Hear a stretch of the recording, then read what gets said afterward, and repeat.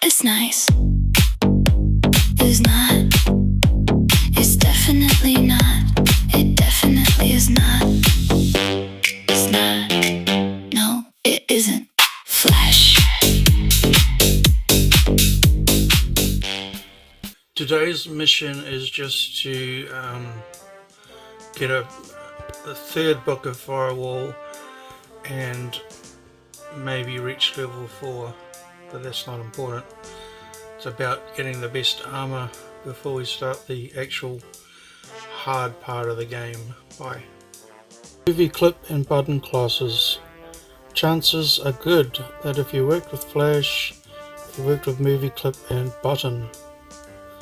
Actionscript has objects. Movie clip. To begin with, let's look at the simplest example of how to address or target a movie clip or button instance. If you have created an instance during authoring time, you can address that instance using Actionscript on the same timeline by simply using the instance name. Targeting nested instances. Movie clip and button instances can be nested within other movie clip objects. Working with absolute addressing. Working with absolute addressing. Every Flash movie has a main movie clip object whose existence is inherent in the Flash movie. It cannot be added or removed. This is simply because it is the necessary root of all the content of a movie. As a result, all other movie clip objects within a Flash movie are properties of the main movie clip object. The main movie clip object is sometimes called the main timeline, and it has a specific identifier by which it can be referenced in Actionscript as _root. The root reference is a global property that addresses the main movie clip object from any timeline, thereby enabling you to reference an absolute target. For this reason, targeting a movie clip using root is called absolute addressing. Using absolute addressing, you always target a movie clip using a top-down approach. For example, if the main timeline contains a movie clip object named MCA, which in turn contains a movie clip object named MCB, this means MCB can be addressed from any other timeline in the same movie as root.mca.mcb. Although it may be tempting to do otherwise, it's best to use the root reference sparingly, if at all. When one movie is loaded into another, you'll see how to do this later, the root reference can change. It always has to reference the main timeline, and there can be only one actual main timeline. If a movie is loaded into another, the loaded movie's main timeline can become a nested instance of a loader movie. For this reason, it's best to give preference to relative addressing, the next subject you are going to examine. Working with relative addressing. Although we didn't call it such, the first kind of addressing we examined was relative addressing. No absolute reference was used, but instead the addressing was always relative to the timeline from which the code was being issued. For example, if the main timeline contains a movie clip object named mcar, you can issue the following command successfully from the main timeline: mccar play. But if you issue the same command from within another timeline, it will not work. Why? Because Flash is looking for a movie clip instance with that name relative to the timeline in which the code is placed. Using relative addressing is often a good idea when you want to target a movie clip object whose location is known relative to the timeline on which the code is given. This is useful for creating modular pieces within a Flash movie. Relative addresses enable you to create, for instance, a movie clip symbol containing nested movie clip objects and code to instruct the nested objects.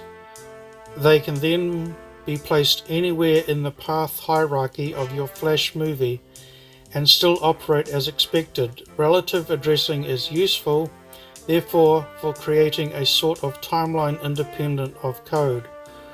You have seen how to target nested movie clip objects from within a parent movie clip object. Listing 9-1 demonstrates how objects nested within another movie clip can be addressed relatively.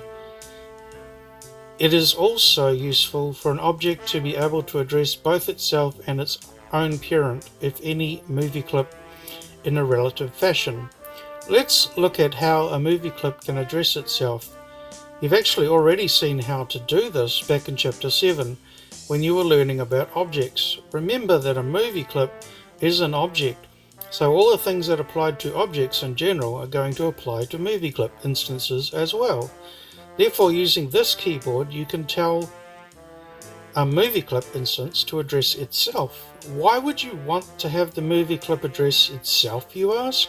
The most common case for this is within a method definition, such as an event handler method. For example, you might want a movie clip instance to begin playing back when it's playing back its own timeline. When the user clicks, the following is the code that tells the MC car to play its own timeline when the user clicks it. MC car on press function void this play. In the same situation, you can use this keyword to tell a movie clip where to start looking for nested instances. For example, if you want to not only tell MC car instance to play its own timeline when clicked, but also the timelines of the nested wheel movie clip objects, you need this keyword to tell Flash that the nested instances are located within the MC car object. MC car on press equals function void display this MC wheel, this MC wheel, this MC wheel, this MC wheel. If you neglect to include this keyword in the preceding examples, it will not work as expected. Flash does not assume this if you don't include it. Let's have a look at how a movie clip can address its parent. Each movie clip has a built-in property name of parent. This is a reference to its parent movie clip. Because parent is a property of an object, remember to use this keyword first to tell Flash which object's parent property you are referencing. Here is an example in which a movie clip, for instance, is clicked. It tells its parent movie clip object's timeline to play. MC circle on press function void this parent play. You may notice that we have not discussed how to perform relative addressing from within a button. This is because relative addressing works slightly different within a button. When you use this keyword within a button instance's method, for example, it does not target the button, but rather the parent movie clip.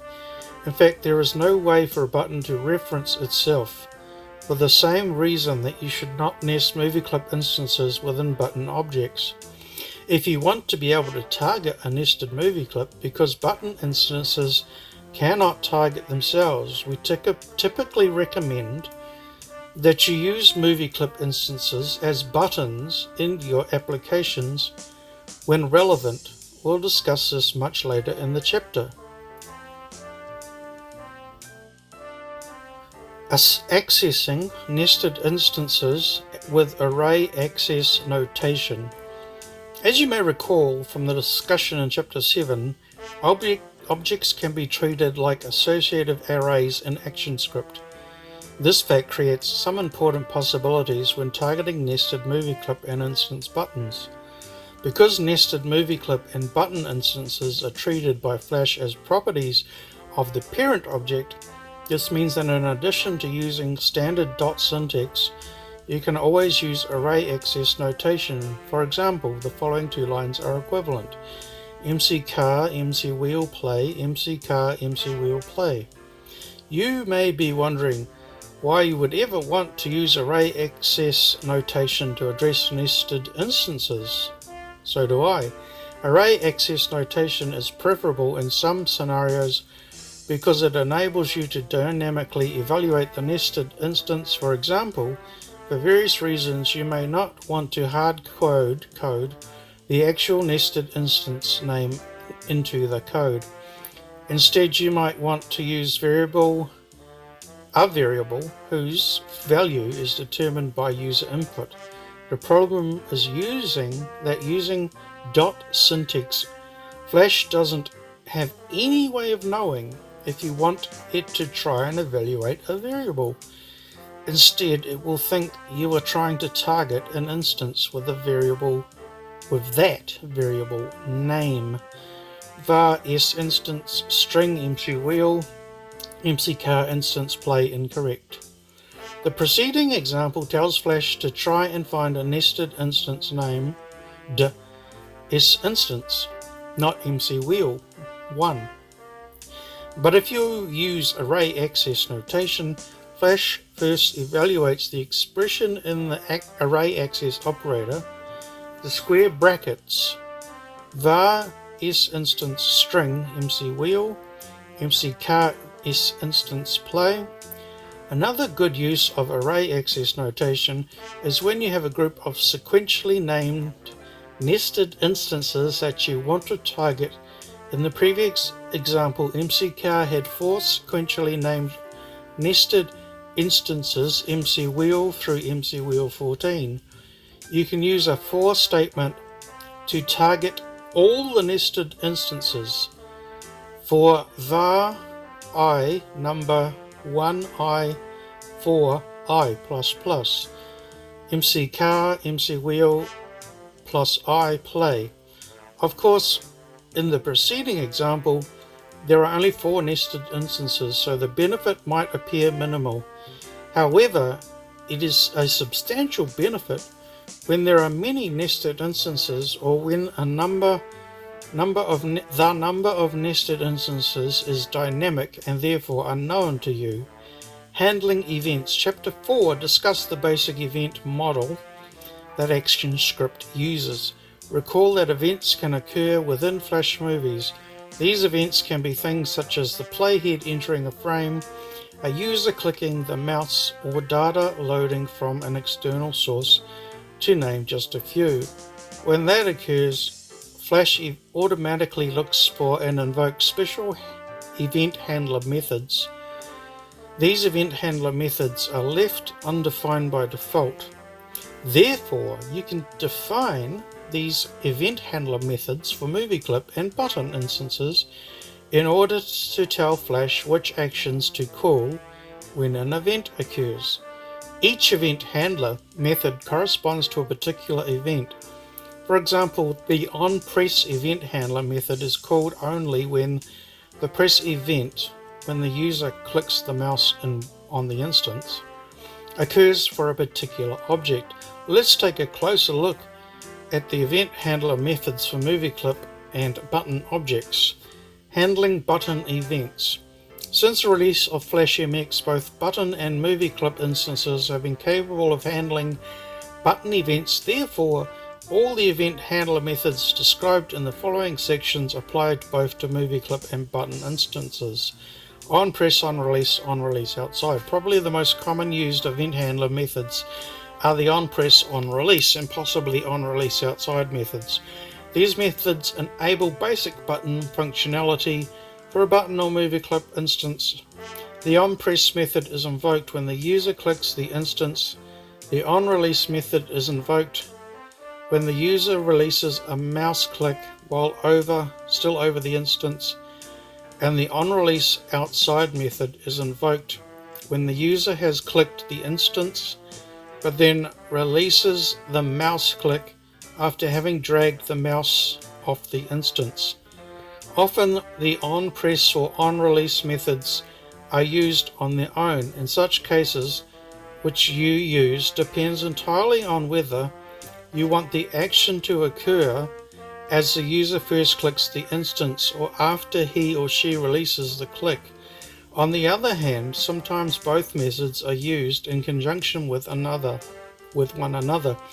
For example, when creating draggable movie clip instances, discussed later in this chapter, you want the instance to start dragging when the user first clicks, but you want the instance to stop dragging when the user releases the click. On rollover, on rollout. The on rollover and on rollout methods are invoked when the user mouses over and mouses out of an instance, respectively. These methods are quite obviously helpful for creating rollover effects. On set focus. When a movie clip or button instance receives focus within the movie, the on-set focus method is invoked. Likewise, when the instance loses focus, the on-kill focus method is invoked. The focus within an application refers to an active portion. The object that has focus can receive keyboard-initiated events.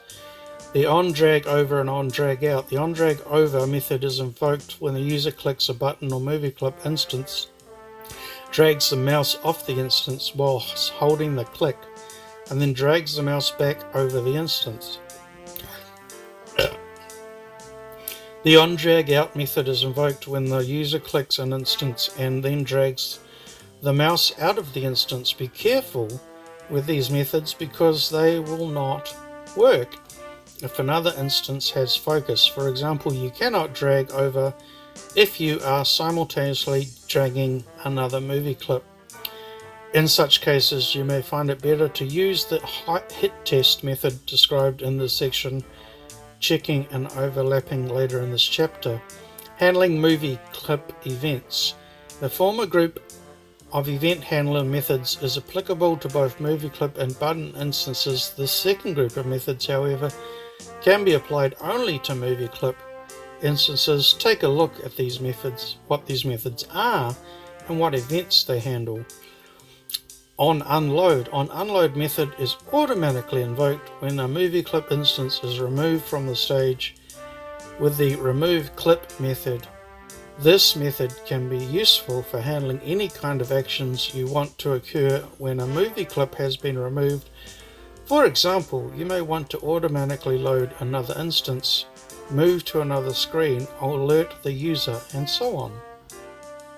The patch for the Spectrum 48K. The patch for use with the Quill and the Illustrator. The patch allows you to modify the code of a final adventure produced with the Quill and the Illustrator so that split-screen text pictures are displayed when the adventure is played. Plus, it provides a number of additional routines as follows: 6 new sound effects, a telephone, sirens, and white noise. Alternative typefaces during the running of an adventure. Fancy clear screen routine. Control of objects conveyable during an adventure. Super quit and crash. Different key sounds and picture on-off control. RAM, game position, save and load. None of which except alternative typeface uses any additional memory. Programmed by Phil Wade. The Illustrator for the Commodore 64.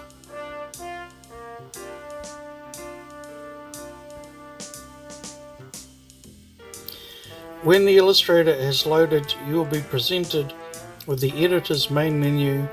Some of the options, e.g. Bytes Spare, will perform a function and return to the main menu, while others, e.g. Graphics, will give you a submenu. Return to Basic is an exception to this, as it executes the basic new command which destroys the Illustrator. Save Adventure does present you with a submenu, but it does not allow you to return to the main menu. This is explained later, so be careful. The input routine. This is similar to that used in the Quill, and you should already be familiar with its operation. Save, verify, and load graphics. These options on the main menu allow the graphic database to be saved, verified, or reloaded. And in case you will be prompted, disk or tape, reply D or T as required and type in the name of file. When loading, the computer will search for a file of bytes with the name specified and then load it. The run stop key may be used to interrupt a save, verify, or load. but if it is used to interrupt a load or an error is detected during a load, then the graphic database will be cleared. Result: one blank location. Creating a graphic adventure. The first step in creating a graphic adventure is to write the main adventure with the Quill. For an example, we will use the adventure described in the Quill manual. In case you haven't kept a copy of the database, we have provided one after the Illustrator on cassette called Demo. Illustrator needs to know how many locations are contained in your adventure and also where the first free memory location is. This information is entered using Load Database, option I on the main menu. Use this option to load the Quill database called Demo. Load Database only needs to load the first few bytes of the Quill database, no matter how big that database is, as these few bytes contain the necessary information. When the Illustrator is initially loaded, it has only one blank location contained within the graphic database. This is not enough for our sample adventure, and so Load Database will give you the option of initializing, i.e. setting up a suitable number of graphic locations. Reply Y to the prompt and the Illustrator will create the required number of locations. Then return you to the main menu. If you reply no, then no change will be made. Now your Illustrator should contain 6 blank locations.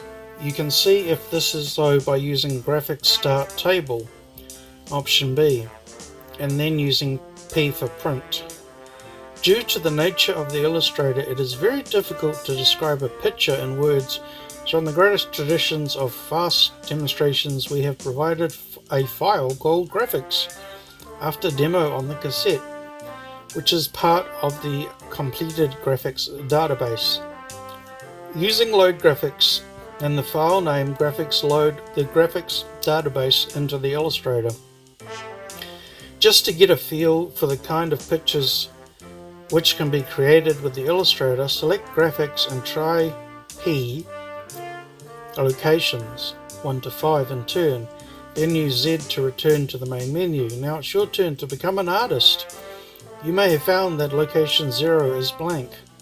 In the Quill menu, this is meant to be the hall, so let's create a picture of a hall. First of all, set up the colors to be used. This is done with the Graphic Start Table, option B, which allows you to specify the color background or paper to be used for each picture.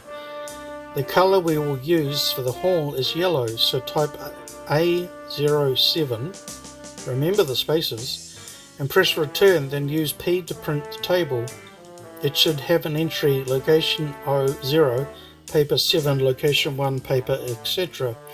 If not, go back to the previous paragraph and then try again. Otherwise use Z to return to the main menu. Now select Graphics again and amend location 0, i.e. A0. You will be presented with a blank yellow screen with a flashing shape in the top left hand corner. This shape is actually 2 cursors which are exactly in the corner of the screen. They do not look like cursors at the moment because the majority of them is off the visible screen. The cursors are the way the Illustrator editor shows where you are on screen. They can be moved using the keys around S as shown below. Try moving the cursor around a bit. Start with the C key to move the cursor into the visible screen. You'll notice that there is still a cursor in the top left. This is called the base cursor and usually shows the last point plotted, also serving to mark a point for several of the drawing commands. The one you are making is called the rubber cursor and it is used to mark the other point you want a particular command to use. At the bottom of the screen you should see the status box which contains the XY coordinates of the RC cursor and the current colors. The BC cursor is an X while the RC cursor is a plus. The movement of the RC cursor is quite slow as it moves a pixel at a time. This can be speeded up by pressing Shift at the same time as a direction You can use this feature to get the cursor to approximate area and then use the single pixel move to position it accurately. The visible screen is from x equals 0 to 319 and from y equals 0 to 191. Shift and S can be used to center the RC even if it is off screen. If at any time you have pressed any other keys by accident, you can delete their effect with Shift and Delete.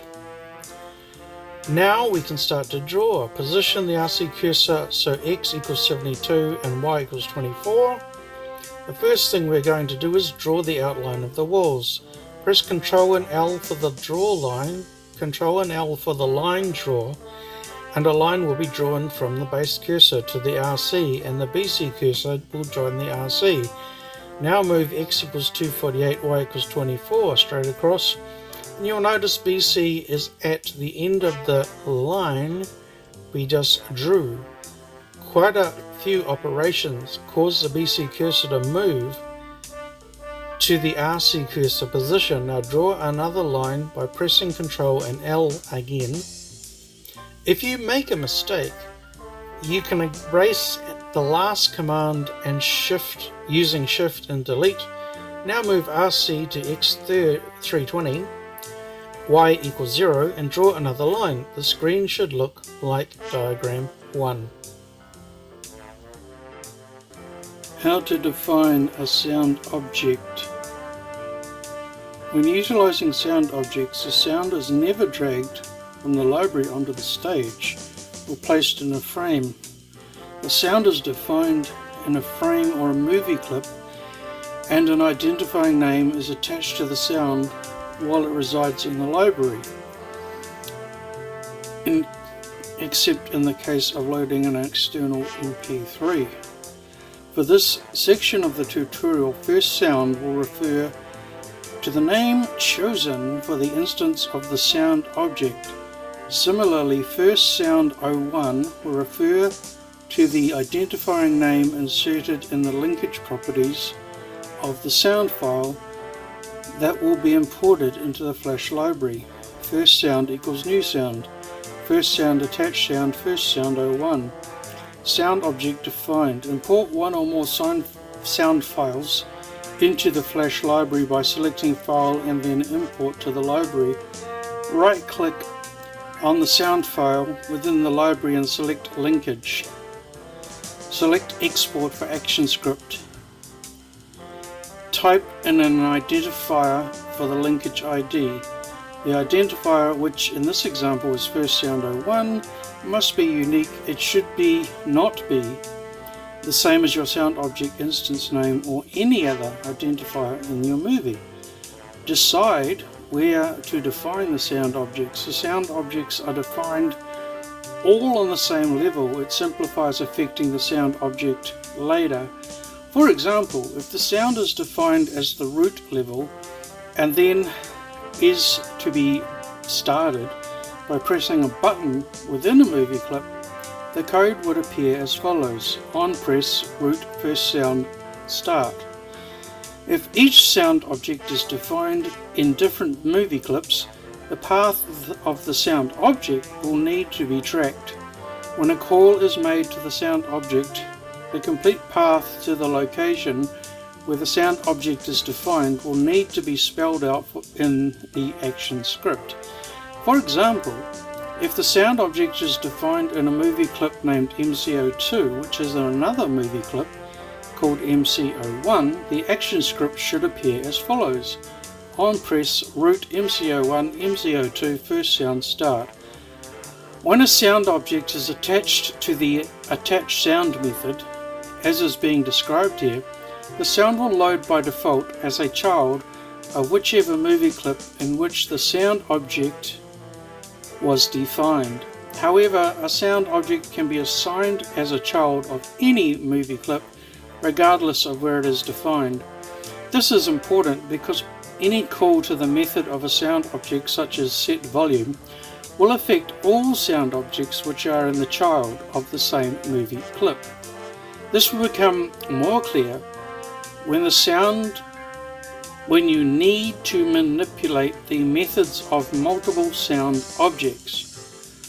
Manipulating multiple sound objects is articulated in the section How to Control Independent Sound Objects Simultaneously. The action script for defining your sound object will appear in Figure 1. First sound equals new sound, first sound attached sound, first sound 01. In this example, the chosen sound object instant name is first sound.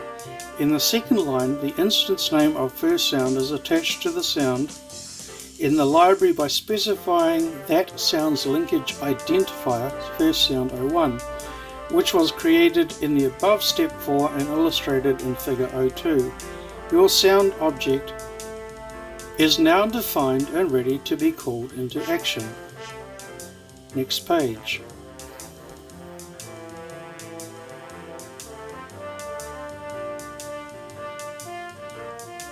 How to organize sound objects. In reading and responding to various Flash MX forums, it seems that the most common mistakes for sound objects involve the improper initial configuration of the sound object.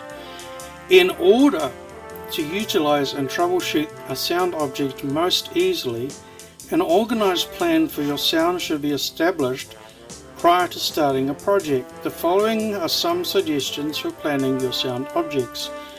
Number 1. Decide on a naming convention. One useful convention is to allow the instance name of the sound object to determine all other associated names with that sound object. This will help later as the action script is written, both in making the names easier to recall and in providing the ability to reuse your code.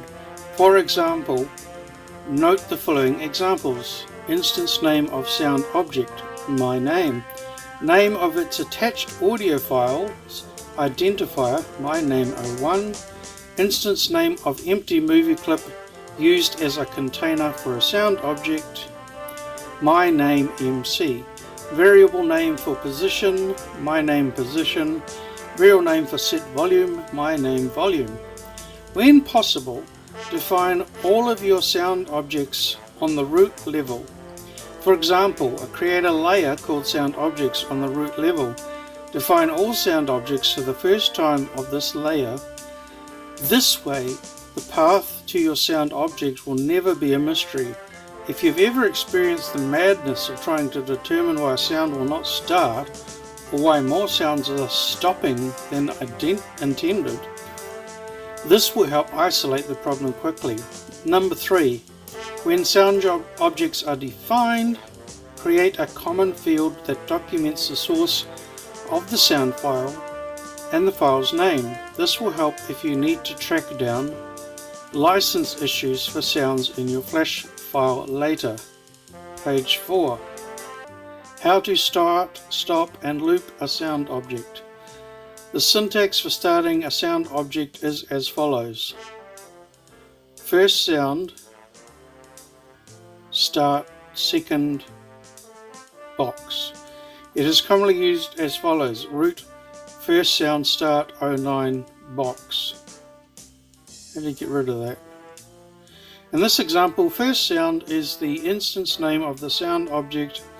The second offset refers to the amount of time in seconds that you would like to skip before starting to play the sound.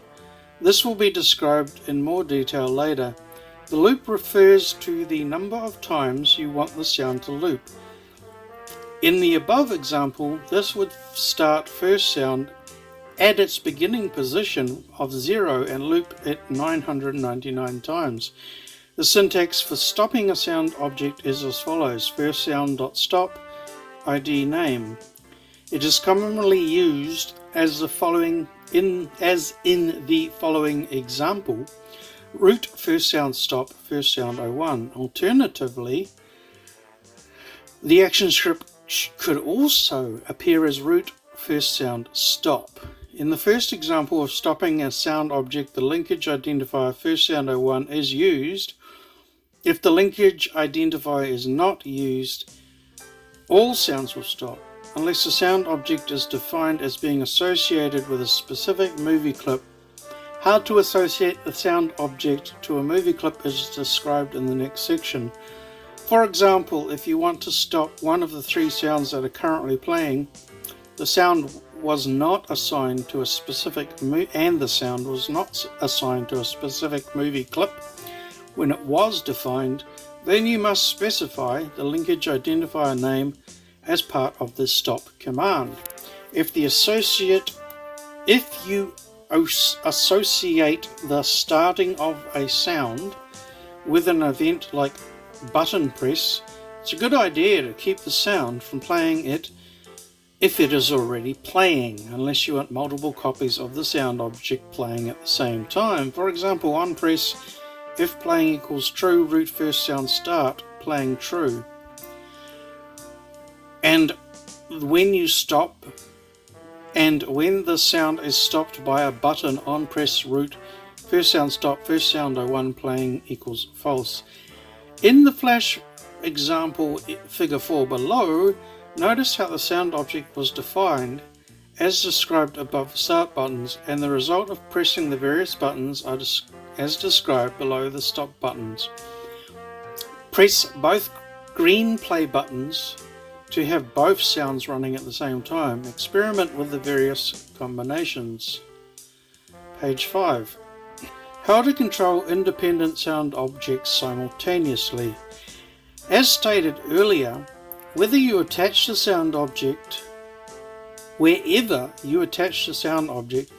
it becomes a child of that movie clip. Any call to a method of a sound object, such as set volume, will affect all sound objects that are the child of that particular timeline. Therefore, to affect multiple sound objects independently, each sound object must be associated with its own unique movie clip. This can be an empty movie clip or one that is being used for something else. The result will be to group your sound objects by movie clip. It's very important to understand that this grouping is achieved in the way the sound object is defined, not by where it is defined. This is a common trouble spot when first starting to learn to use sound objects. For example, you may have figured out how to fade the volume for a sound object, but you find that it is also fading the volume for all other sound objects. The reason for this usually can be found in how the sound object is defined. The following is an example of how to assign a sound object as a child. Define the sound object. First sound equals new sound, first sound MC. First sound, attached sound, first sound 01. In the above example, first sound MC is the instance name of the movie clip. Also notice that there are no quotes around the movie clip instance name. Number 2, create an empty movie clip and drag it out onto the root stage. Give the movie clip the instance name of first sound MC. Of course, you can name the movie clip whatever you want, but for this example it will be first sound MC. It is not necessarily for the first sound MC movie clip to contain the action script that starts the sound object. The first sound MC movie clip can remain empty. The sound object first sound then becomes a child of the first sound MC. The only purpose of the first sound MC is to serve as a container or associate for the sound object. It is not necessary to create an associated movie clip for sound objects that will only need to be started. It is needed when advanced methods such as set volume and set pan are required for multiple independent sound objects, or when the need arises to stop one sound object while others continue. Once this is done, the methods of first sound can be manipulated independent of the other sound objects. Ways by which the sound object's methods are called do not change. In other words, once you define the sound object as being attached to a particular movie clip, you never again need to reference that movie clip to control the sound object. Since in our example the sound object was defined on the root level, calls to methods of the sound object would still only need to reference the root path. For example, if you wanted to pan first sound completely to the left speaker channel, the following will be used. Root first sound set pan -100. Note the differences in the way the following sound objects are defined. First sound equals new sound, first sound MC. First sound dot attached sound, first sound 01. Second sound new sound, second sound attached sound, second sound 01. Then hypothetically, on a button in the movie someplace, on press root first sound set pan 100, and on a different button on press root second sound set pan 100. In the above example, if you panned first sound, only the sounds associated with the movie clip first sound MC would pan to the left. If you pan second sound with the above configuration, all sounds, regardless of where they are defined or to which movie clip they are assigned, would pan to the left. In figure 5, shown to the left, 2 pan sliders are configured as defined above. Experiment with the sounds. Start both sounds with the green buttons. First pan first sound left and right, and see how it only affects first sound. Then, and with both sounds playing, pan second sound. Notice that it affects both sounds. Be sure to experiment with the second sound after first sound. There is another way to associate sounds with specific movie clip instances. Define the sound object as before, except instead of indicating the name of the movie clip instance, use the word this as follows. Third sound equals new sound this. Third sound attached sound, third sound 01. If the sound object is defined using the keyword this, calls to the sound objects such as set volume and stop will only affect the timeline in the movie clip where the sound object is defined. Experiment with the flash examples in figure 5b.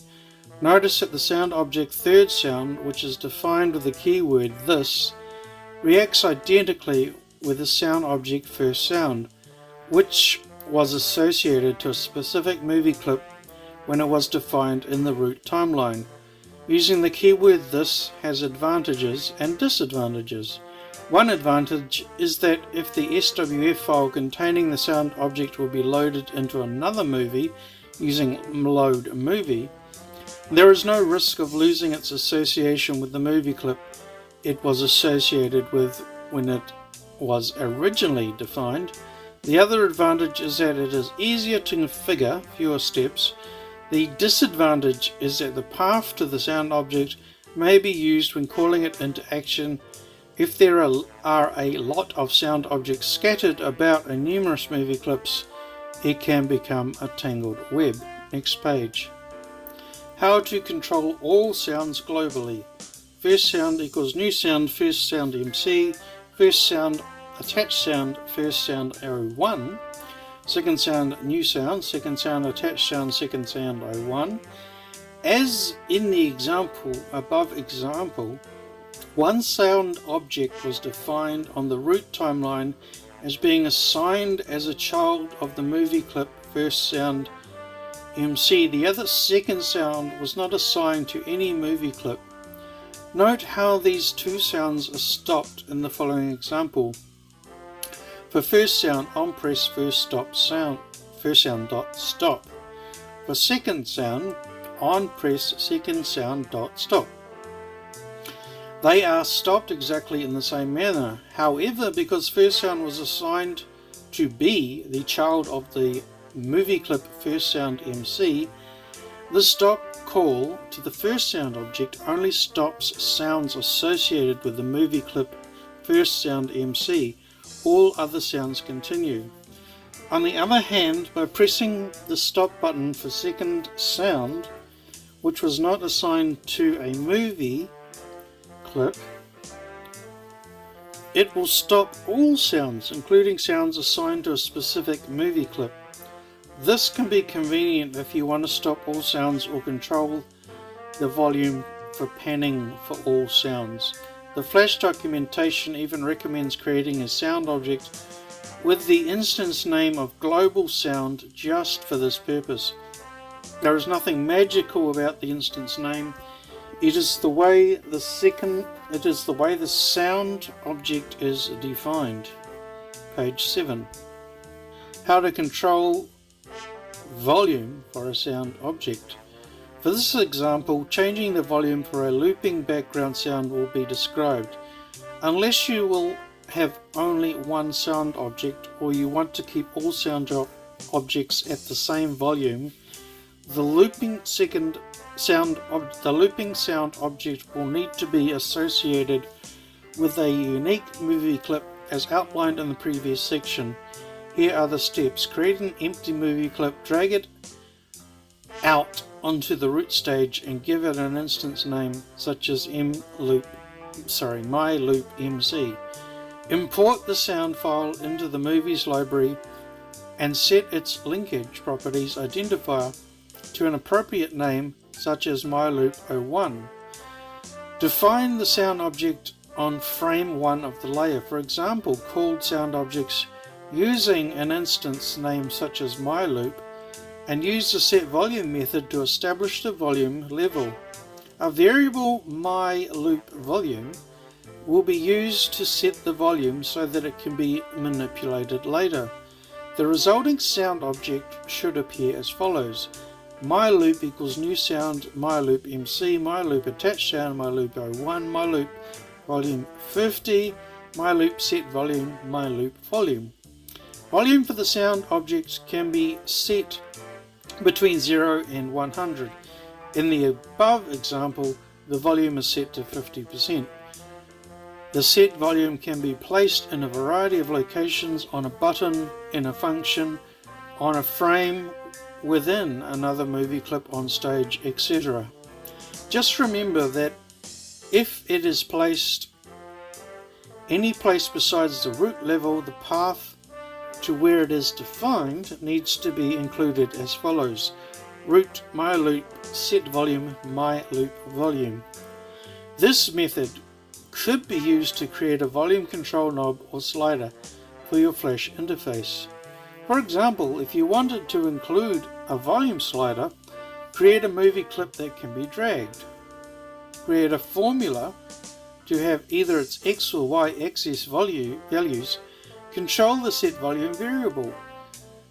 As the axis increases or decreases, the volume percentage increases and decreases an equal amount. This is very simple for a horizontal slider. Page 8. How to build a horizontal volume slider.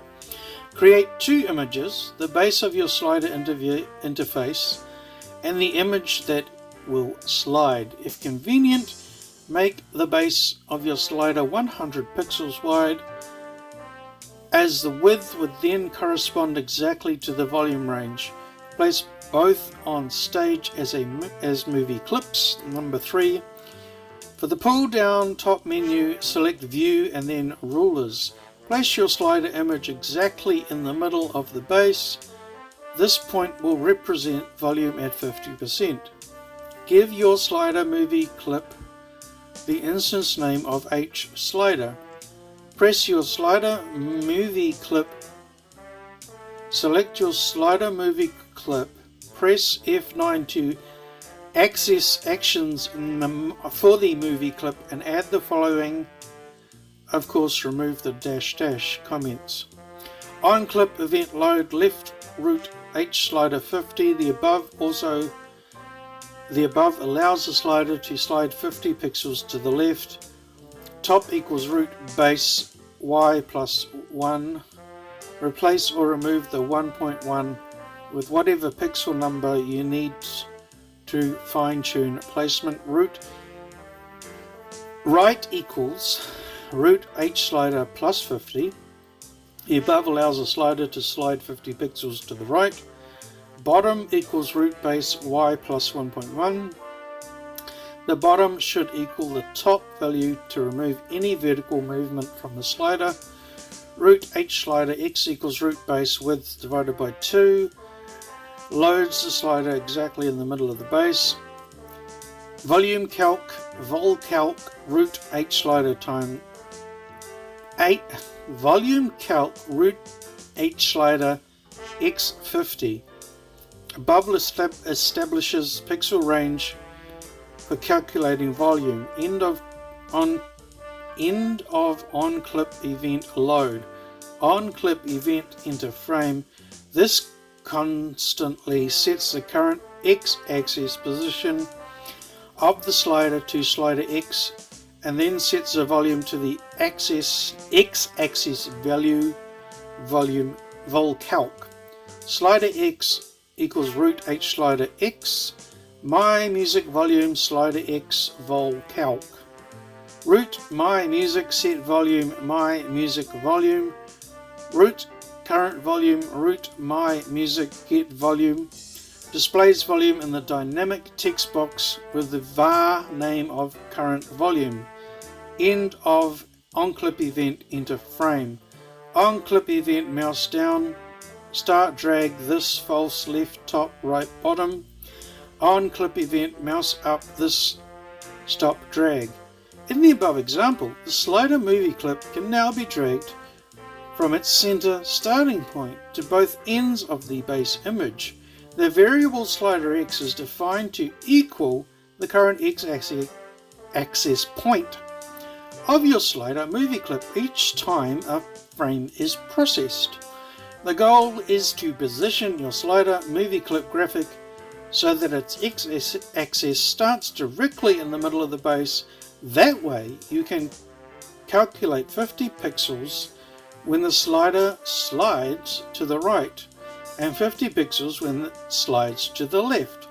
The action script for the above could also be placed in an event handler on a frame of any movie clip that loops, such as this on enter frame function code here. Use whatever is most convenient. Page 9. How to build a vertical volume slider.